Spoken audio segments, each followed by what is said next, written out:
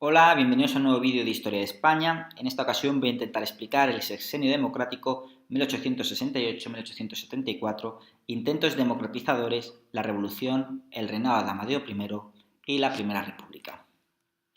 Como ya se han explicado en clase, en el año 1866 se va a firmar el Pacto de Ostende con el principal objetivo de destronar a Isabel II. A la muerte de O'Donnell en 1867, el general Serrano le va a sustituir al frente del partido de la Unión Liberal y va a firmar el Pacto de Ostende. En septiembre de 1868, un grupo de generales desembarcó en Cádiz y se produjo un pronunciamiento, sobre todo el de Topete, seguido por Prim y Serrano, con el cual comenzaba la revolución.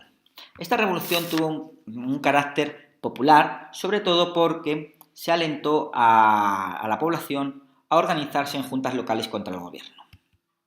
Isabel II se va a ver obligada a exiliarse en Francia tras la derrota de su ejército en la batalla de Alcolea, dando comienzo así el sexenio democrático que va a durar de 1868 a 1874. Se va a formar un gobierno provisional de progresistas, unionistas y demócratas dirigidos por Serrano. El gobierno provisional va a disolver las juntas locales, cosa que no va a agradar mucho al Partido Demócrata, pero se le va a calmar convocando elecciones a cortes constituyentes. La principal labor de estas cortes fue la elaboración de la Constitución de 1869. Dicha Constitución establecía unas cortes bicamerales, es decir, el poder legislativo va a residir en unas cortes bicamerales. Se va a hablar de soberanía nacional. La soberanía va a residir en la nación y no en el rey. Se hablará de la libertad de culto y se establecerá la aconfesionalidad del Estado. Esto quiere decir que no habrá ninguna religión más importante que otra. Se establecerán derechos individuales, sobre todo el sufragio universal masculino, el derecho a la libre asociación y reunión, la libertad de enseñanza, etc.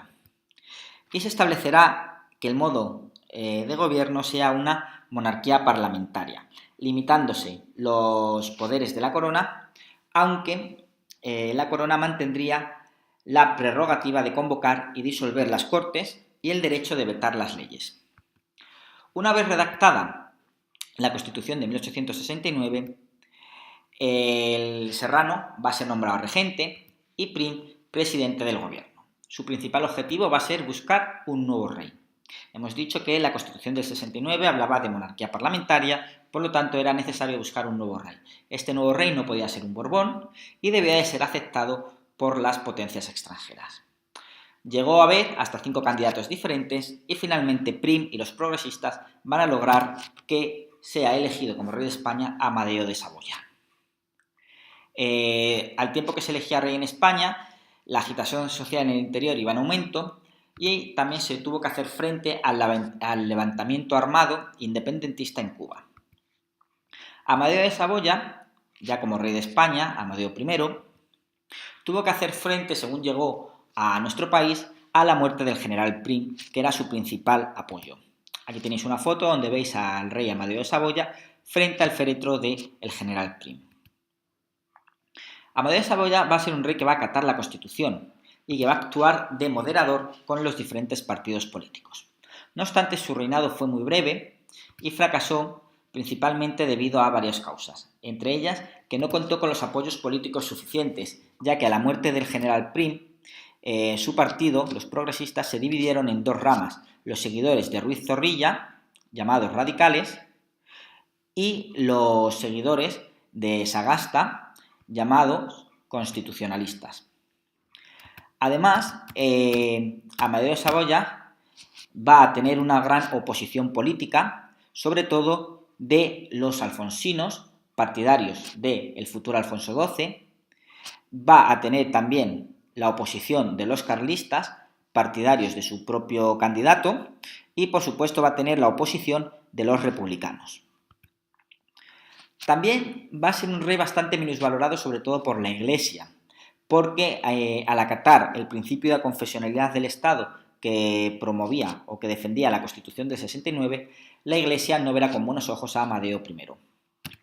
Además, también el movimiento obrero va a tener un gran impacto en esta época debido a la libertad de asociación y de reunión que se defendía en la Constitución de 1869 y a el envío de líderes obreros a la Primera Internacional. Y por último, Amadeo de Saboya también va a tener que hacer frente a varias guerras, entre ellas la Guerra de Independencia cubana y la Tercera Guerra Carlista. Así pues, sin apoyos suficientes, Amadeo I abdicó y abandonó España en febrero de 1873. La solución que encontraron nuestros gobernantes fue la de la Primera República, que duró de febrero de 1973 a diciembre de 1874, donde se votó y obtuvo una amplia mayoría, 258 votos a favor frente a los 32 votos en contra.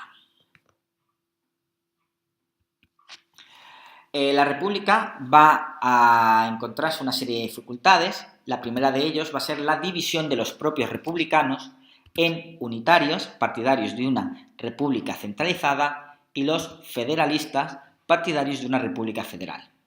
También va a contar con la oposición de los monárquicos. Por un lado, los alfonsinos, partidarios del futuro Alfonso XII, hijo de Isabel II, los carlistas y los progresistas, que se habían, como ya hemos dicho, dividido en dos grupos, los radicales y los constitucionalistas. También la Primera República hará frente a la Guerra de Independencia cubana, que como sabéis llegará en el año 1898. También hará frente a la Tercera Guerra Carlista y a la resurrección cantonal, o los cantones, o el cantonalismo, como queráis llamarle. Os recuerdo que el cantonalismo es un movimiento político que se va a dar en España durante este periodo, cuyo objetivo principal es crear, y entre comillas ponemos, pequeños estados soberanos o independientes, como queráis llamarlo. Y por último, la Primera República contó con un escaso apoyo internacional, ya que solo fue apoyada por Estados Unidos y por Suiza. Durante el tiempo que duró la Primera República se sucedieron hasta 4 gobiernos diferentes. El primer presidente de la República fue el señor Estanislao Figueras, que fue el que convocó elecciones a Cortes Constituyentes y gracias a la abstención de alfonsinos, carlistas y unitarios, los federales se harán con el poder. A Estanislao Figueras le sucedió Francisco Pi Margall, que fue durante su gobierno cuando se redactó la Constitución de 1873. Esta Constitución va a intentar crear una república federal, pero no llegó a entrar en vigor al final. La Constitución va a dividir a los republicanos federales en 2 ramas. Por un lado, los benévolos, que son los partidarios de convertir a España en una república, en una federación, y los intransigentes, que van a ser los que van a protagonizar el movimiento cantonalista.